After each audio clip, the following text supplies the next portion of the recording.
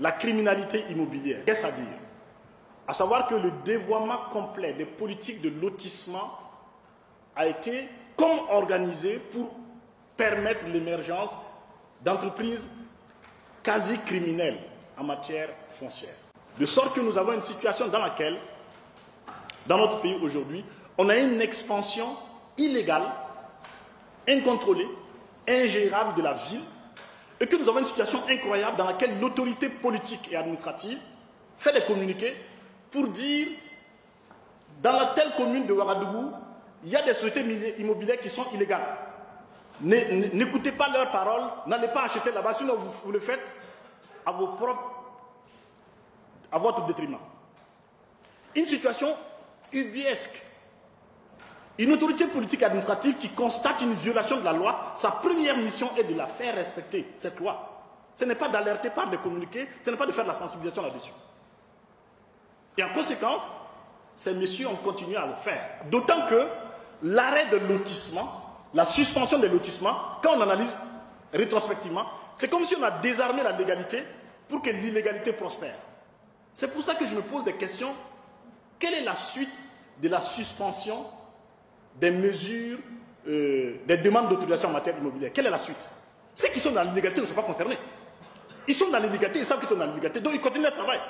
Ça frappe qui? Ça frappe les rares messieurs, ils existent, les rares entreprises, elles existent, qui sont dans les couloirs des ministères depuis des années et qui veulent faire normalement et légalement leur travail.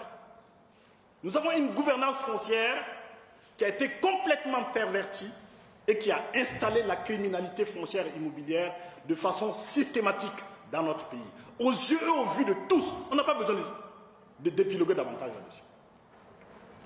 Je veux juste, pour ceux qui ont perdu en mémoire quelques rapports passés, rappeler qu'à la page 11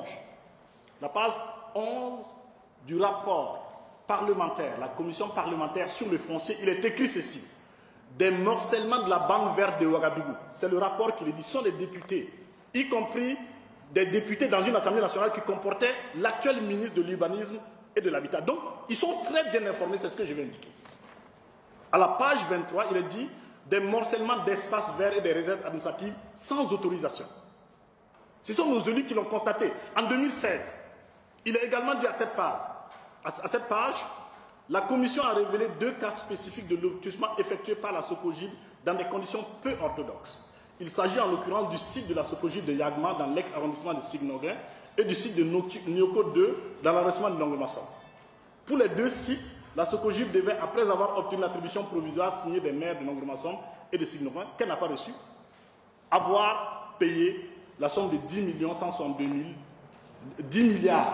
162 millions 800 000 qu'elle n'a donc pas payé. À la page 24, il y est écrit « Les services du cadastre et des travaux fonciers, ainsi que les services de l'urbanisme et de l'habitat ont effectué des morcellements de réserves administratives à grande échelle, en parcelles à usage d'habitation. » Il est écrit à cette même page 24 « Les réserves administratives ont été attribuées à des propriétés, à des structures privées sans un déclassement préalable. C'est illégal. » À la page 26, on parle des attributions de parcelles faites en dehors d'une commission. C'est le cas de la mairie de Boulimougou. On parle des attributions faites par la mairie dans le ressort territorial d'une autre mairie. C'est à Bobo. On parle des attributions faites en guise de récompense à des amis politiques ou sur des bases d'intérêts partisans. Ce n'est pas un rapport de Rassabuga Ouedraogo. Ce sont nos élus qui l'ont écrit. En 2016, ça a été publié. C'est sur l'Internet. L'attribution de parcelles aux membres de commissions d'attribution et aux autorités administratives, ça s'appelle des conflits d'intérêts et des délits d'initiés. Le retrait, la commission recommande de retirer, à la page 28, 535 parcelles dont ont bénéficié M. Zoromé Ousseni, ex-DR de l'urbanisme des Hauts-Bassins, et M. Bonsa Aruna. À cette même page, il est écrit le retrait de 500 parcelles irrégulièrement attribuées par le maire de la commune de Bobo à Saliassane. Par le maire de la commune de Bobo, Saliassane. Il est écrit à la page 29. Le retrait de 500 parcelles attribuées à l'ex-maire Pascal Ouedraogo par le DG de la Socogi, Eugène Zagré. Il est écrit à la page 36. La commission a relevé de nombreuses irrégularités en torse à la réglementation en la matière. La commission a pu relever que plus de 105 408 parcelles ont été irrégulièrement attribués ou illégalement. Le bilan, il est là. Le rapport a été fait par la deuxième institution majeure de notre pays, par le Parlement. Il est public. Avant ce rapport, il y avait le rapport de la Commission de la réconciliation des réformes, dont j'étais le rédacteur. Après ce rapport, il y a eu plusieurs rapports de l'autorité supérieure de contrôle d'État. Je ne vais pas les citer ici. Je veux indiquer que tous ces rapports avaient pour principal destinataire, premier destinataire, le chef de l'État. En conséquence, que faut-il comprendre? Que nous ne sommes pas dans une situation de méconnaissance du problème. Non. Il faut se le tenir pour dire définitivement. Que nous ne sommes pas dans une situation de gens qui n'en ont pas l'expertise. Non. Nous sommes dans une situation où la criminalité immobilière a été organisée par les autorités politiques et administratives d'abord. C'est ce que leur rapport dit. Nous sommes dans une situation où on a des conflits d'intérêts évidents. Un rapport de la SE dit qu'à l'arrondissement 8, ceux qui étaient dans la commission étaient membres de la société immobilière, étaient les propriétaires de la société immobilière à qui ils ont donné l'autorisation.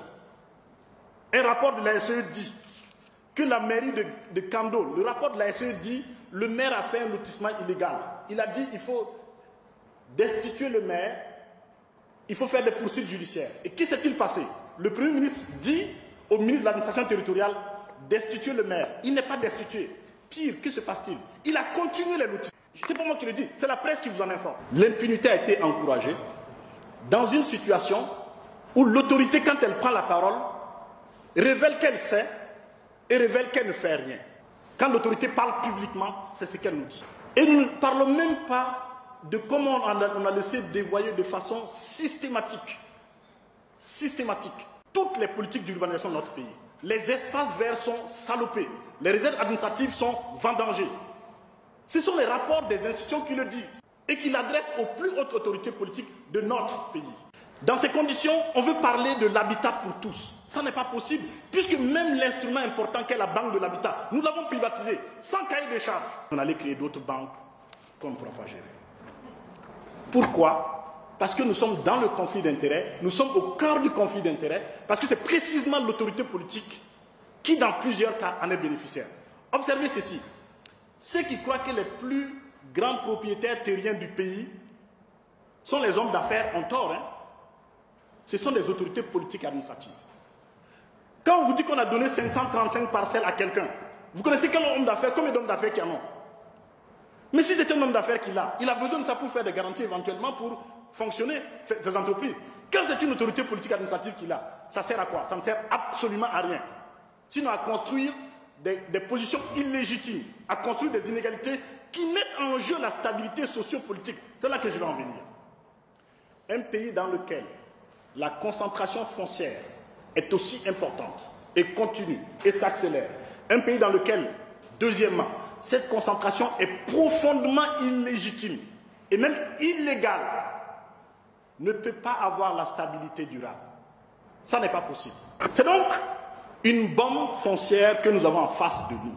Et qu'il vous souvienne qu'à l'insurrection populaire, les insurgés qui sont allés casser dans des quartiers, on allait les retrouver dans des quartiers périphériques. Ce n'est pas un hasard.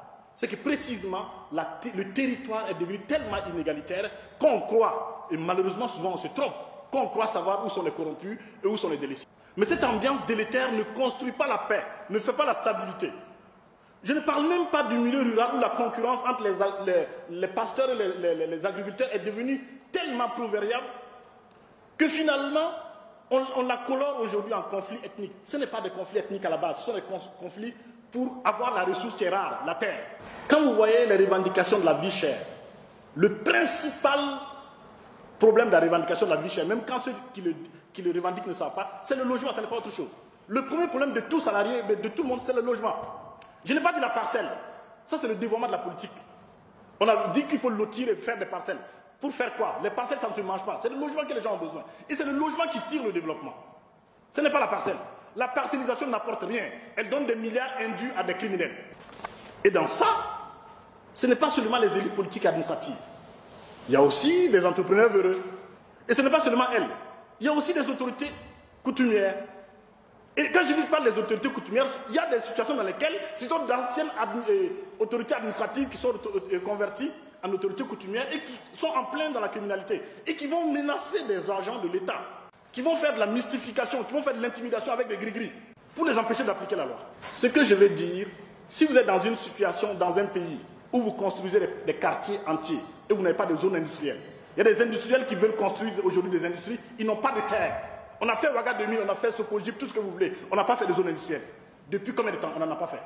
Qu'est-ce que c'est qu'une ville sans lieu de production? La ville est le poste avancé du développement.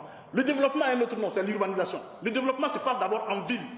Ça ne veut pas dire que les villages ne comptent pas. Non, les villes doivent être importantes et organiser l'économie des villages. Acheter au village, c'est comme ça que ça fonctionne. Les villes sont d'abord des lieux de production. Or, aujourd'hui, que remarquons-nous? Que l'une des choses les plus difficiles à avoir aujourd'hui, c'est la terre pour construire une usine. Donc nous sommes dans une situation où on a perverti complètement tout, où nos villes se sont étalées à l'envi, dans une situation où elles nous coûtent très cher.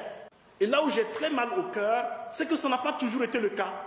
Je connais de grands urbanistes dans notre pays qui se sont battus, qui ont donné d'eux, y compris physiquement, qui ont fait preuve de courage éthique, physique, pour casser Bilbambili, pour faire la cité en trois, dont nous sommes fiers aujourd'hui, pour faire les 1200 logements, y compris pour faire l'aéroport de Ouagadougou. Et ces messieurs ont dessiné des espaces verts. J'en connais qui pleurent aujourd'hui parce qu'ils voient comment leur travail est complètement salopé. Nous sommes dans une situation où la ville qui devait être l'opportunité de développement, l'immobilier qui devait être le train de développement, parce que l'immobilier, ça crée de l'emploi, ça crée de la prospérité humaine. Quand vous avez un logement, vous n'êtes plus la même personne. Vous êtes en meilleure santé, vos enfants peuvent mieux étudier. C'est tout cela le logement. Tout ça est accaparé par une voracité foncière et par une rapacité immobilière inégalée. C'est ça le constat dans notre pays. Que faut-il faire? Il faut se rendre compte premièrement que si nous organisons notre ville comme cela et notre foncier comme ça, nous interdisons notre développement. Nous interdisons le développement par là. Nous condamnons notre développement et en réalité nous renonçons à la civilisation. On ne peut pas gérer des pays de millions, de dizaines de millions d'habitants sans penser à des villes organisées. Nous avons eu cette ambition il y a 30 ans en arrière, il y a 40 ans en arrière. Pourquoi ne pouvons-nous pas faire mieux que nos pères, à tout le monde les égaler? Il faut se rendre compte qu'il y a des impasses dont il faut sortir. Il y a des illusions dont il faut se guérir.